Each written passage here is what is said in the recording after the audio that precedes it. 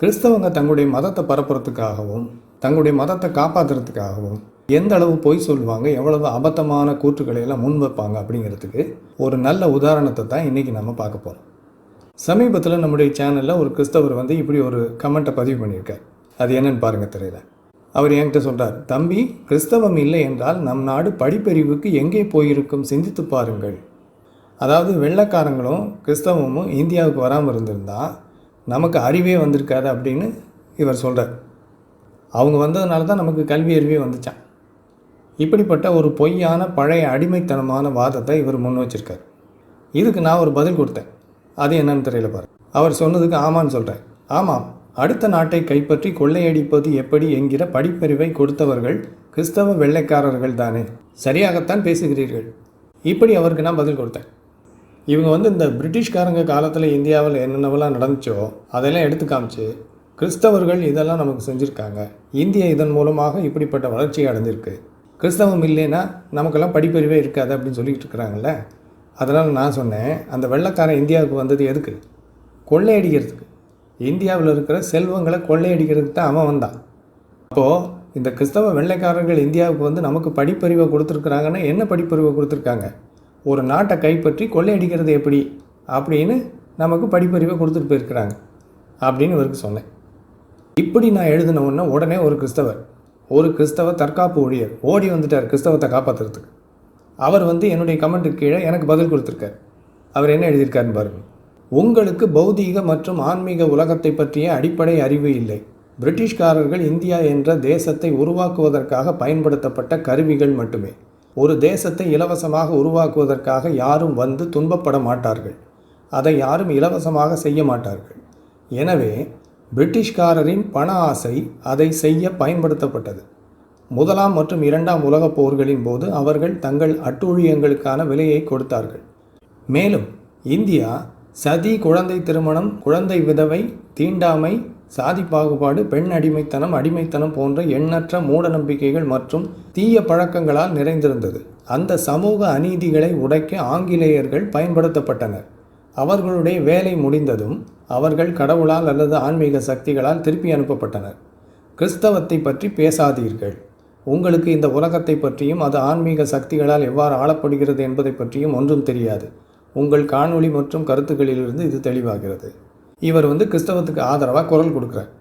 அதாவது இந்த வெள்ளைக்காரங்க காலத்தில் தானே கிறிஸ்தவர்கள் நமக்கு படிப்பறிவு கொடுத்தாங்க, அந்த நன்மையை செஞ்சாங்க, இந்த நன்மையை செஞ்சாங்கன்னு பொய்யை சொல்லிக்கிட்டு இருக்கிறாங்க.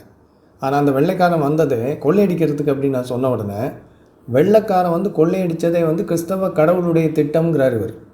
கிறிஸ்தவ கடவுள் தான் இதெல்லாம் செய்ய வச்சாரா? எதுக்கு? இந்தியாவில் சீர்திருத்தத்தை கொண்டு வரதுக்கு.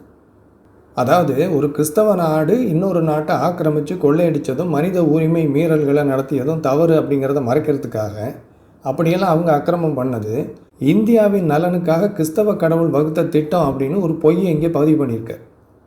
சரி, இப்போ இதில் நம்ம முக்கியமாக கவனிக்க வேண்டியது என்னென்னா, 200 வருஷத்தில் பிரிட்டிஷ்காரங்க அவங்களுடைய திட்டப்படி இந்தியாவோட $45 ட்ரில்லியன் செல்வத்தை கொள்ளையடிச்சிருக்காங்க. அவங்க நாட்டு கொண்டு போயிட்டாங்க. இந்தியாவில் 3 கோடிக்கும் மேலான இந்தியர்களை பட்டினினால் சாகடிச்சிருக்கிறாங்க. இன்னும் பெண்களை பாலியல் பலாத்காரம் பண்ணியிருக்கிறாங்க. அதுபோக பல்வேறு முறைகளில் இந்தியர்களை கொடுமைப்படுத்தியிருக்கிறாங்க பிரிட்டிஷ்காரங்க. இப்போ கேள்வி என்னென்னா, இப்படிப்பட்ட அக்கிரமத்தை கிறிஸ்தவங்க ஏன் நியாயப்படுத்த விரும்புகிறாங்க? வெள்ளைக்காரங்க இந்தியாவை கைப்பற்றி கொள்ளையடித்தது, மற்ற அக்கிரமங்களை செஞ்சதெல்லாம் தவறு அப்படின்னு கிறிஸ்தவங்க சொல்லலாம் இல்லையா?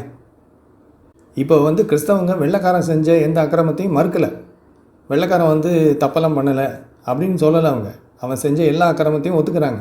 ஏன்னா மறுக்க முடியாத அளவு வரலாறு இருக்குது. அதனால் அதை கிறிஸ்தவங்க மறுக்கலை. சரி, அப்படின்னா அவன் பண்ணது தப்பு, அவங்க உண்மையில் கிறிஸ்தவர்கள் கிடையாது, பிரிட்டிஷ்காரன் கிறிஸ்தவன் கிடையாது, அவனுக்கு இயேசுவை பற்றி தெரியாது, அவன் பேர் கிறிஸ்தவன் அப்படின்னு சொல்லிட்டா பிரச்சனை முடிஞ்சிடும்ல. இன்றைக்கி கூட யாராவது கிறிஸ்தவங்க தப்பு பண்ணால் அல்லது கிறிஸ்தவ போதகர்கள் ஊழல் பண்ணி மாட்டிக்கிட்டா கிறிஸ்தவங்களாம் என்ன சொல்கிறாங்க? அவங்களாம் உண்மையான கிறிஸ்தவர்கள் கிடையாது அப்படின்னு அவங்கள கழட்டி விட்டுருவாங்க. இவங்க மதத்தை காப்பாற்றுறதுக்காக அந்த ஊழியர்கள், கிறிஸ்தவ போதகர்களெல்லாம் கிறிஸ்துவை அறியாதவர்கள், அவர்கள் பிசாசின் ஊழியக்காரர்கள்னு சொல்லி அவங்கள கை கழுவிடுவாங்க. அப்படி இருக்கும்போது இந்த வெள்ளைக்காரங்களையும் அதே மாதிரி கழட்டி விட்டுடலாம்ல. இந்த வெள்ளைக்காரங்க இந்தியாவுக்கு ஆக்கிரமிப்பு பண்ண இவங்கெல்லாம் உண்மையான கிறிஸ்தவர்கள் கிடையாதுன்னு கிறிஸ்தவங்க சொல்லிடலாம். அவங்களுக்கும் கிறிஸ்தவத்துக்கும் எந்த சம்பந்தமும் இல்லை அப்படின்னு சொல்லி முடிச்சிடலாம். ஆனால் எதுக்காக இந்த வெள்ளைக்காரன் அப்படி கை கழுவாமல் அவன் செஞ்சது அக்கிரமம்தான் ஒத்துக்கிட்டு ஆனால் அது கடவுளின் திட்டம் அப்படின்னு கிறிஸ்தவங்க வாதம் பண்ணிக்கிட்டு இருக்கிறாங்க? இதுக்கு என்ன காரணம்னு தெரிஞ்சுக்கிட்டிங்கன்னா இந்த கிறிஸ்தவ மார்க்கம் எவ்வளவு மாயத்தனமும் பொய்யும் நிறைந்தது அப்படிங்கிறது உங்களுக்கு தெரிய வரும். இதுக்கு 2 காரணங்கள் இருக்குது. முதல் காரணம், 19ஆம் நூற்றாண்டிலே இப்படி ஒரு நியாயப்படுத்துகிற வேலையை கிறிஸ்தவங்க கண்டுபிடிச்சிட்டாங்க.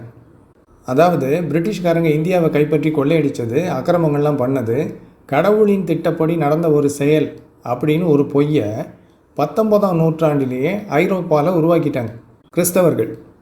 ஏன் அப்படிப்பட்ட ஒரு பொய்யை உருவாக்குனாங்க தெரியுமா? அதுக்கு முன்னால் இருந்தே கிறிஸ்தவம் இப்படி தான் உலகம் முழுவதும் பரப்பப்பட்டிருக்கு. அதாவது துப்பாக்கி முனையில் தான் கிறிஸ்தவத்தை பரப்பியிருக்கிறாங்க. இந்த ஐரோப்பிய ஆதிக்கவாதிகள் முதல்ல ஒரு நாட்டை போய் கைப்பற்றுவாங்க. அதை தொடர்ந்து கிறிஸ்தவ மிஷினரிகள் அந்த நாட்டுக்குள்ளே போய் அந்த ஆதிக்கவாதிகளோட உதவியோடு தான் மத மாற்றத்தில் ஈடுபட்டிருக்கிறாங்க. இதுதான் சரித்திரம். ஆனால் கேட்டால் இவங்க முஸ்லீம்களை குற்றம் சொல்லுவாங்க.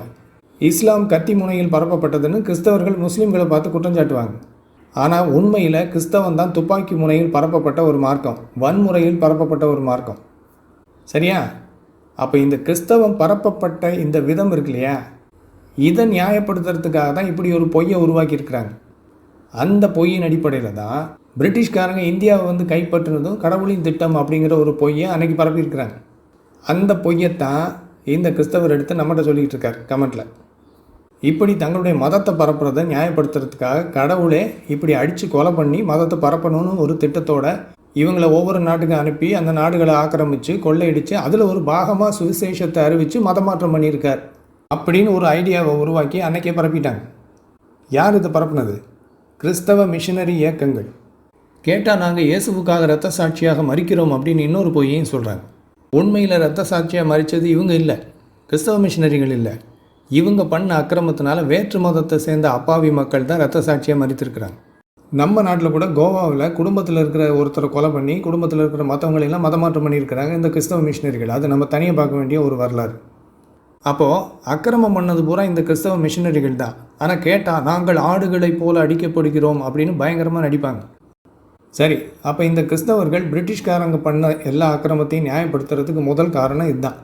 அதாவது இவங்க மதம் பரப்பப்பட்டதே இந்த அக்கிரமக்காரங்களோட உதவியோடு தான். அதனால தான் இவங்க இந்த வெள்ளைக்காரங்க பண்ண அக்கிரமத்துக்கு சப்போர்ட் பண்ணிக்கிட்டு இருக்கிறாங்க. 2வது காரணம் என்னென்னா, இந்தியாவில் சில சமூக சீர்திருத்தங்கள் நடந்திருக்கு சரித்திரத்தில். உதாரணத்துக்கு சதி அப்படிங்கிற உடன்கிட்ட ஏறுற பழக்கம் இந்தியாவில் இருந்திருக்கு. அது ஒரு கொடுமையான வழக்கம். அந்த வழக்கம் ஒரு காலத்தில் தடை செய்யப்பட்டுச்சு. அது போன்ற சமூக சீர்திருத்தங்களை கிறிஸ்தவர்கள் தான் கொண்டு வந்தாங்க அப்படின்னு இவங்க பெருமை பாராட்டிக்க விரும்புகிறாங்க. ஆனால் உண்மை என்னென்னா, இந்த சதி ஒழிப்பு, விதவை மறுமணம், கல்வி உரிமை போன்ற சட்டங்கள் வர்றதுக்கு ஆங்கிலேய அதிகாரிகள் ஒப்புதல் அளித்தாங்களே தவிர அவைகளை கொண்டு வருவதற்காக போராடினது எல்லாம் இந்தியர்கள். ராஜாராம் மோகன் ராய், ஈஸ்வரி சந்திர வித்யாசாகர், ஜோதிராவ் பூலே, சாவித்ரிபாய் பூலே இது போன்ற இந்திய சீர்திருத்தவாதிகள் தான் இந்த சமூக மாற்றங்களுக்கு காரணம். இன்னும் முக்கியமாக கவனிக்க வேண்டியது என்னென்னா, சிப்பாய் கலகம்னு ஒன்று நடந்தது ஆங்கிலேய ஆட்சியில். அது நடந்ததுக்கு பிறகு இந்தியாவில் எந்த சமூக சீர்திருத்தங்களையும் கொண்டு வரதுக்கு ஆங்கிலேய அதிகாரிகள் முன் வரலை. அதாவது அவங்களுடைய ஆதிக்க ஆட்சிக்கு பாதகம் ஏற்படுற நிலைமை வந்தவுடனே இந்திய சீர்திருத்தவாதிகளின் செயல்பாடுகளுக்கு அவங்க ஆதரவு கொடுக்கறத முற்றிலுமாக நிறுத்திட்டாங்க. அப்போது அவங்க பண்ணது எல்லாமே சுயநலத்தோட, இந்தியாவினுடைய நன்மைக்காக எதுவும் செய்யலை. அவங்களுடைய கொடுங்கோல் ஆட்சிக்கு பாதகமாக ஏதாவது இருந்ததுன்னா அதெல்லாம் வரவிடுறதில்லை. பாதகமாக இல்லைன்னு நீ என்ன வேணாலும் செஞ்சுக்கோ, அதுக்கு நான் ஆதரவு கொடுக்குறேன் அப்படின்னு தான் இருந்திருக்கிறாங்க வெள்ளைக்காரங்க. அதை விட முக்கியமாக சொல்லணுன்னா, வெள்ளைக்காரங்க அவங்களுடைய ஆதிக்க ஆட்சியின் வசதிக்காகவே இந்தியாவில் உள்ள ஜாதி மத பிரிவுகளை தங்களுக்கு சாதகமாக பயன்படுத்திக்கிட்டாங்க. அப்போ இந்தியாவில் ஜாதி பிரிவினை அவங்களுக்கு சாதகமாக இருந்ததுனால அதை அனுமதிச்சிருக்கிறாங்க. மதங்களுக்கு இடையே இருந்த பிரிவு அவங்களுக்கு சாதகமாக இருந்து அதையும் ஊக்குவிச்சிருக்கிறாங்க. அப்போது பிரிட்டிஷ்காரங்க செஞ்ச அக்கிரமத்தை அவங்க வந்து இந்தியாவை ஆக்கிரமித்து இங்கே செஞ்ச அட்டூழியங்களை எல்லாம் கிறிஸ்தவங்க ஏன் ஆதரிக்கிறாங்க அப்படிங்கிறதுக்கு 2 காரணங்களை பார்த்தோம். அந்த 2 விஷயங்களையும் ஒன்றா சேர்த்து பார்த்தோம்னா இவங்க கும்பிட்ற கடவுள் எப்படிப்பட்டவர் அப்படிங்கிறத தெரிஞ்சுக்கலாம். யோசிச்சு பாருங்கள், எதுக்காக இவங்க கடவுளுக்கு இந்தியா மேலே அவ்வளோ வைக்கிற? இவங்க சொல்கிறாங்கல்ல, இந்தியா என்ற தேசத்தை உருவாக்குவதற்காக பிரிட்டிஷ்காரர்கள் பயன்படுத்தப்பட்டார்கள் கடவுளால் அப்படின்னு. அவங்க கடவுளுக்கு எதுக்கு இந்தியா மேலே அக்கறை? என்ன அக்கறைன்னு அவங்களே சொல்கிறாங்க. 19ஆம் நூற்றாண்டில் இருந்த கிறிஸ்தவ மிஷினரி இயக்கங்கள் அவங்களே காரணம் சொல்கிறாங்க ஏன் அவங்க கடவுளுக்கு இந்தியா மேலே அக்கறை அப்படின்னு. என்ன அக்கறை தெரியுமா? இந்தியர்களை கிறிஸ்தவர்களாக மாற்றணும். அதாவது மிஷினரி இயக்க வேலைகள் இந்தியாவில் நடக்கிறதுக்காக அதுக்கு சாதகமாக பிரிட்டிஷ் படைகள் இங்கே வந்து இந்தியாவை ஆக்கிரமிச்சிருக்கிறதாக அன்னைக்கு இருந்த ஐரோப்பிய கிறிஸ்தவ மிஷினரி இயக்கங்கள் சொல்லியிருக்காங்க. அப்படின்னா அவருடைய திட்டம் என்ன? இந்தியர்களை கிறிஸ்தவர்களாக மாற்றணும். இதுதான் அவருடைய திட்டம், கிறிஸ்தவ கடவுளுடைய திட்டம். ஆனால் இதில் அவங்க கடவுள் வெற்றி அடைஞ்சாரா அப்படின்னு பார்த்தீங்கன்னா இல்லை, படுதோல்வி. இந்தியாவில் கிறிஸ்தவம் இன்றைக்கும் 3% கீழே தான் இருக்குது. இந்துக்கள் தான் இந்தியாவில் 80% பேர் இருக்கிறாங்க. இந்தியாவில் 2011ஆம் ஆண்டு எடுக்கப்பட்ட மக்கள் தொகை கணக்கெடுப்பின்படி பார்த்திங்கன்னா இந்துக்கள் 79.80% பேர் இருக்கிறாங்க. அதுக்கு அடுத்தபடியாக முஸ்லீம்கள் 14.23%. கிறிஸ்தவங்களுடைய சதவீதம் என்ன தெரியுமா? 2.30 தான். இப்போ இன்றைக்கி கணக்கெடுப்பு எடுத்தாலும் இதில் பெரிய வித்தியாசம் ஒன்றும் இருக்காது. இதில் என்ன பெரிய வேடிக்கைன்னு பார்த்திங்கன்னா, கிறிஸ்தவத்துக்கு பின்னால் உருவாக்கப்பட்ட இஸ்லாம் இந்தியாவில் 14% இருக்கிறாங்க, 14.23%. அப்போது இந்த கிறிஸ்தவ கடவுளின் திட்டம் படுதோல்வி. அவருடைய திட்டம் படுதோல்வி அடைஞ்சிருச்சு. ஆனால் இந்தியாவை கொள்ளையடிக்கிறதுக்காக வந்தானே வெள்ளைக்காரன், அவன் திட்டம் முழு வெற்றி அடைஞ்சிருச்சு. எப்படி தெரியுமா? 200 வருஷங்களில் இந்தியாவிலிருந்து $45 ட்ரில்லியன் கொள்ளையடிச்சிட்டு போயிருக்கிறாங்க இந்த பிரிட்டிஷ்காரங்க. 3 கோடிக்கும் அதிகமான இந்தியர்களை பட்டினி போட்டு கொலை பண்ணியிருக்கான். இன்னும் பல அக்கிரமங்களை பண்ணியிருக்காங்க இந்தியாவில். அப்போ அவன் எந்த திட்டத்தோடு வந்தானோ அது வெற்றி அடைஞ்சிருச்சு. அவனை எந்த திட்டத்துக்காக இந்தியாவுக்கு கிறிஸ்தவ கடவுளை அனுப்புனார்னு கிறிஸ்தவ மிஷினரிகள் சொல்கிறாங்களோ அந்த திட்டம் தோல்வி. அப்போ இது எவ்வளவு அபத்தமாக இருக்குது பாரு.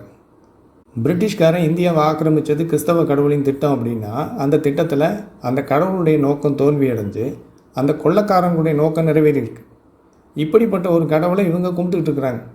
இந்த கடவுளை காப்பாற்றுறதுக்காக தான் பிரிட்டிஷ்காரங்க செஞ்ச எல்லா ஆக்கிரமத்தையும் கிறிஸ்தவர்கள் நியாயப்படுத்தி பேசிக்கிட்டு இருக்கிறாங்க. மதம் எப்படி ஒரு மனுஷனை முட்டாளாக்கும் அப்படிங்கிறதுக்கு இதை விட ஒரு நல்ல உதாரணம் எதுவுமே தேவையில்லை.